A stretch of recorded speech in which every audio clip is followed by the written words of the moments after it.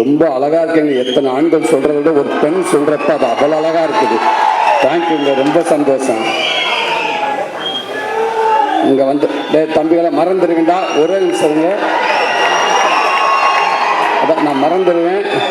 நீங்க கத்த விசில் அடிக்க இங்க சேது மாமா என்னை கலாச்சிக்கிட்டே இருக்காப்புல.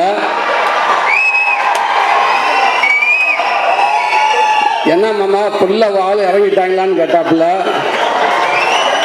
நான் சொன்னேன், மாமா எனக்கு வந்தது ஒரு 50-60 டிக்கெட் தான் மாமா, மிச்சம் பூரா எங்க போகுதுன்னு தெரியல மாமா அப்படின்ட்டு. பரவாயில்ல, அந்த 50-60 பவரே பயங்கரமா இருக்குது. அப்ப அத்தனை பேர் வந்து எப்படி தெரியல.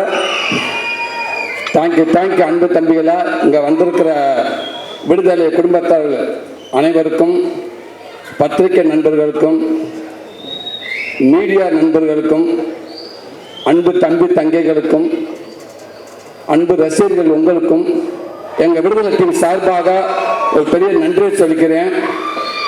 இந்த விழா நாயகன் எங்க ஐயா நம்ம ராசா இளையராஜா ஐயா. இந்த விழா மட்டும் கிடையாது, இந்த பாடல் விழா மட்டும் கிடையாது. பாடல் விழாவாக இருக்கட்டும், காது குத்து விழாவாக இருக்கட்டும், கோவில் விழாவாக இருக்கட்டும், திருமண விழாவாக இருக்கட்டும், எந்த விழாவாக இருந்தாலும் கடந்த 49 வருஷம் அவர் தான் ஒரே நாயகன். எல்லாத்தையும் அவர் தான் இருந்திருக்காரு. சினிமாக்கு வந்த காலகட்டத்தில் ஏறாத இடம் இருக்காது, பார்க்காத வேலை இருக்காது. அந்த வேலையெல்லாம் பார்த்துட்டு வந்து நைட்டு கை கால் வலியோடு வந்து படுத்து கிடக்கிறப்ப, அசந்த அப்படி படுத்து கிடக்கிறப்ப அப்படியே எழுத்த வீட்டில் ஜன்னல லேசாக பாட்டு கேட்கும், ஐயாவோட பாட்டு. அப்படியே மெல்ல போய் அந்த வீட்டுக்காரனை கதவை டொக் டொக் 2 தட்டு என்ன பண்ணுவேன், லேசாக அதை ஓப்பன் பண்ணி விடுங்கனே, புண்ணியமாக போகும், இந்த கதவை கொஞ்சம் திறங்கனேன்டுவேன். அப்படியே காற்று வந்து மேலே அடித்த மாதிரி அவருடைய வரிகள், அந்த பாட்டு வந்து நம்மளை அப்படியே தட்டி எழுப்போம். அந்த பாட்டு தட்டு கேட்டு அப்படியே படுத்துட்டோம்டா, பக்கத்தில் ஒரு தாய் ஸ்தானத்தில் அவரோட பாட்டெல்லாம் வந்து நமக்கு ஆதரவு கொடுக்கும். டேய் கவலைப்படாத எல்லாம் சரியாயிடும் சரியா வாங்கடா வாங்க, நல்லா இருப்பேங்கடா, எல்லாம் சரியா, வலியெல்லாம் போயிடும் அப்படின்னு சொல்ற மாதிரி இருக்கும். அந்த வலி எல்லாம் அப்படியே பறந்து ரொம்ப தூரமாக போயிடும். அது மறுநாள் காலையில் இருந்துச்சு ஒரு தைரியமாக ஓடுவோம். பெரிய ஒரு நம்பிக்கையை கொடுத்துச்சு. அப்படிப்பட்ட ஒரு மாபெரும் இசை கலைஞன், இசை கடவுள் அப்படின்னு சொல்லலாம். உலகத்தில் இசை மருத்துவர், தலை சிறந்த இசை மருத்துவர் சொல்லிக்கிட்டே போகலாம். எவ்வளவு வார்த்தையை சொன்னாலும் பொருந்தக்கூடிய ஒரே மனிதர் எங்கள் ஐயா அவர்கள் தான். நேற்று ஒரு ஈவினிங் போல ஒரு ஃபோன் வந்துச்சு எனக்கு. ஒரு IPS அதிகாரி, ரொம்ப உயர் போஸ்டிங் இருக்கக்கூடியவர்.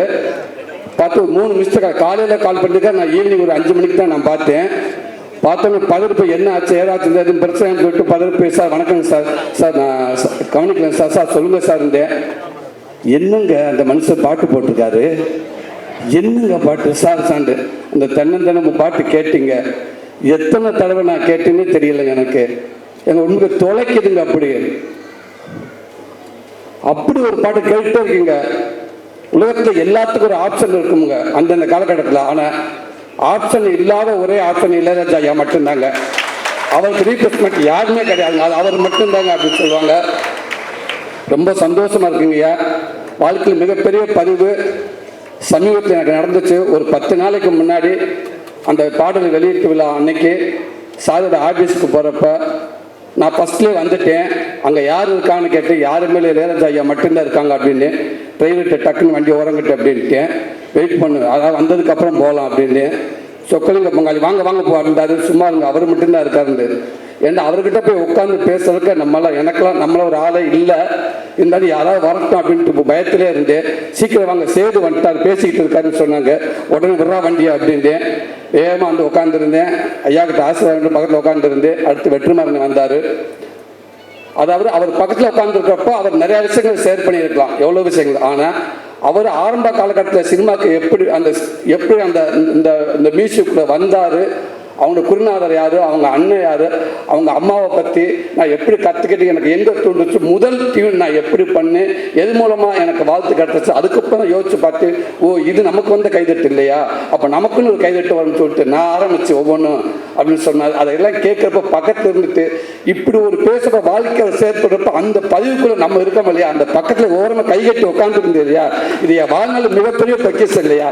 இது எனக்கு இது இது நான் மட்டும் இது என்னோட சந்ததிகள் எல்லாமே இதை பாதுகாக்க வேண்டிய ஒரு பதிவு. இது ரொம்ப ரொம்ப நன்றிங்க. அப்படி இருக்கப்ப உங்கள் வரிகளில் உங்களுடைய மியூசிக்கில் நான் ஒரு உருவமாக இருந்திருக்கேன். இப்பவும் சொல்றேன், இது கனவா என்னன்னு தெரியல. இப்படி வாய்ப்பு எடுத்து கொடுத்த வெற்றிமாறனே, இதுக்கு எதுவுமே தெரியாதுன்னு ரொம்ப ரொம்ப நன்றிங்க. அடுத்து இங்கே வந்து ராஜ்மேன் சார், ஸோ உங்களோட ஒர்க் பண்ண ரொம்ப நன்றி சார். இந்த படத்தில் அவன் வில்லங்களாக வந்து கத்தி சத்தம் வந்து கத்தின்னு சொல்லுவாங்க, கன்னு எதுவுமே இல்லாமல் ஒரு கொடூர வில்லன் அப்படின்னா படத்துக்குள்ள சொல்கிறேன், உங்களை மட்டும்தான் சொல்லணும் சார். அப்படி ஒரு பதிவாக இருக்குது அண்ணனோட இது. நீங்கள் பார்ப்பீங்க, அந்த விடுதலை ஒன்று பார்த்தீங்க இல்லையா, இப்போ விடுதலை 2ல் பார்ப்பீங்க. அவரோட அற்புதமான ஒரு ஆக்டிங்க. வாழ்த்துக்கள் உங்களோட ஒர்க் பண்ணல ஜாய்க்கண்ணே, வழக்கம்பண்ணே. நீங்கள் இருந்தாலும் நீங்கள் எல்லாக்களும் உங்களுடைய பங்களிப்பு சினிமாக்குள்ள அதிகமாகவே இருந்துக்கிட்டே இருக்குன்னு ரொம்ப சந்தோஷம். உங்களுக்கு வாழ்த்துக்கள். சேத்தனே உங்களுக்கும் வாழ்த்துக்கள்னே. சாரி, நம்ம எல்லாம் ஒன்றா தான் இருந்தாலும் நான் நீங்கள் சீனியர் அடிப்படையில் சொல்கிறேன். ரொம்ப சந்தோஷம் உங்களுக்கு ஒர்க் பண்ணல. அன்பு தம்பி கவின், நீங்கள் சொன்ன மாதிரி அந்த கேரளாவில் நீங்கள் கருணாசன் நடிக்கிறப்ப நீ நடிச்சுட்டு இருந்தால், நானும் கேரளா ஃபஸ்ட்டு படம் ஒரு மலையாள படத்தை கூட்டி போயிட்டாங்க. அங்கே போய் நடிச்சுக்கிட்டு இந்த ஆரம்ப காலகட்டத்தில் டக்குன்னு பிரேக்குன்னு விட்டுருவாங்க, எங்கே போய் உட்காருன்னு தெரியாது. மழை நினச்சி ஒரு ஓரமாக ஒண்டிக்கிட்டு வந்து உட்காந்துருந்து நான். அப்போ நீ வந்தால் அண்ணன் அவங்க அப்பா வந்து நாள் பார்த்து பேசிட்டு இருந்த நிறைய விஷயங்கள் அண்ணன் சொன்னார். இன்றைக்கி இந்த படம் பார்க்குறப்ப வெற்றிமாறன் 2 சீன் போட்டு காட்டினாங்க. அதில் அவனுடைய பங்களிப்பு அப்படி இருக்குது. வாழ்த்துக்கள் தம்பி. சினிமாவில் அவர் மூலமாக கண்டிப்பாக மிகப்பெரிய ஒரு நல்ல இடம் இருக்குன்னு நான் நம்புகிறேன். உடம்பு அவ்வளோ சூப்பராக வச்சுருந்தேன், செம்ம ஃபைட் பண்ணியிருந்தேன் தம்பி. வாழ்த்துக்கள் தம்பி. வணக்கம். ப்ரொடியூசர் அண்ணன், நீங்கள் அடிக்கடி சொல்லுவீங்க எங்கே ஆரம்பித்து எங்கேயோ வந்து நின்றுருக்கு. இது எல்லாமே ஒன்றுமேல இறைவன் தான். வெற்றி சமைச்சுக்க நம்பிக்கை தான், அவர் வச்சுருக்காரு. ஒன்று மனசை நல்லா ஹாப்பியாக வச்சுக்கிடுவோம், நமக்கு எல்லாமே நல்லதாகவே நடக்கும். ஒரு படம் ஆரம்பிக்கிறது எப்படி, அதை எங்கே போய் முடிக்கணும் அந்த படத்துக்கு தெரியும். அதை தேடிக்கிட்டே இருக்குது, அது போய்கிட்டே இருக்குது. அது நல்ல இடத்துல போய் நிற்கும் கண்டிப்பாக அப்படின்னு சொல்லுவீங்க. அது உங்களுடைய எண்ணம் போல்னே. கண்டிப்பாக இந்த படம் மிகப்பெரிய அடுத்த படம் எப்படி விடுதலை 1 உங்கள் எல்லாத்துக்கும் பிடிச்சிச்சு, விடுதலை 2 உங்கள் எல்லாத்துக்கும் பிடிக்கும்னு நான் நம்புகிறேன். கண்டிப்பாக நல்லாயிருக்கும். உங்களுக்கு நன்றிங்க, வாழ்த்துக்களுங்கண்ணே. பவான் சரி, ரொம்ப சந்தோஷம் உங்களை ஒர்க் பண்ணிருக்கு, ரொம்ப சந்தோஷம். அண்ணா பட்னம் உங்களுக்கு நன்றி மேம்.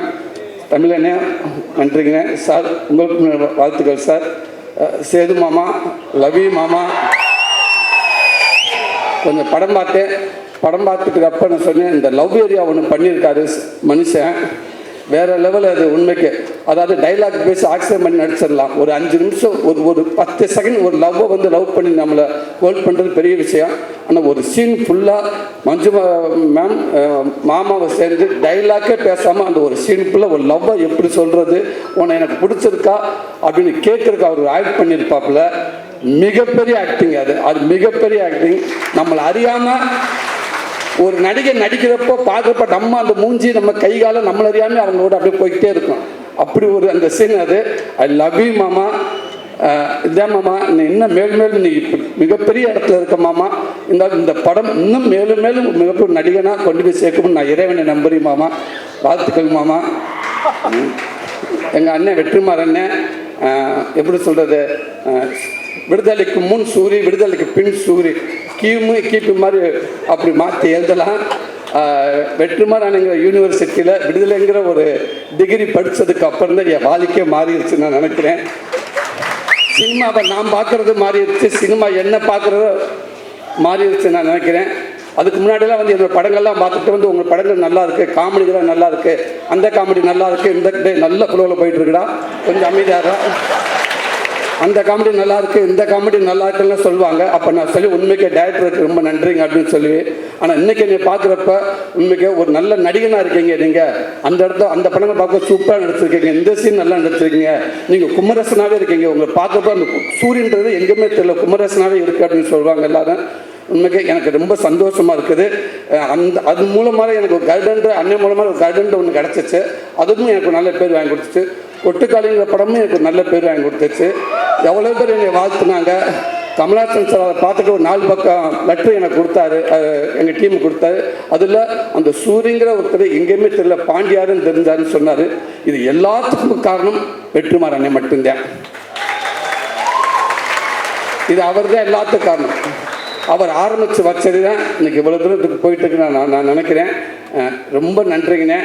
இதை நான் முடிஞ்ச அளவுக்கு நான் ஒரு நல்ல பேரோட நான் கொண்டு போயிருக்குன்னு நான் நினைக்கிறேன்னே, நான் நம்புறேனே. ரொம்ப ரொம்ப சந்தோஷங்கண்ணே. Master master same to you master. உங்களுக்கு பீட்டர்கன் மாஸ்டர் ரொம்ப நன்றி மாஸ்டர். அவளை கஷ்டப்பட்டு ஒர்க் பண்ணிங்க, அவளை நானும் கஷ்டப்பட்டேன் அதில். ஆமாம்மா, அந்த கிளைமேக்ஸில் ஒரு 15 நிமிஷம் என்னை ஏர்லேயே வச்சுருந்தீங்க. Thank you master. என்னை தரையில் என்னை படவே இல்லை.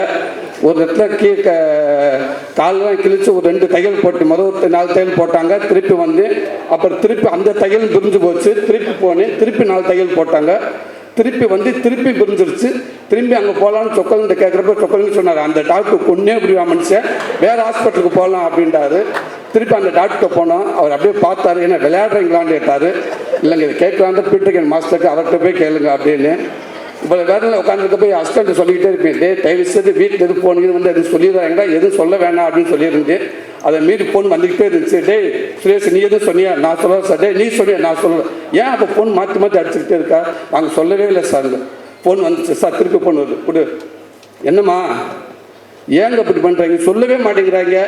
நான் தான் சொல்லவே நான் சொல்லியிருந்தேன். உனக்கு எப்படி தெரியும்? அந்த பக்கத்துக்கு தாங்க சொன்னாங்க. அவங்களுக்கு எப்படி தெரியும்? அவங்க தாங்க சொன்னாங்க.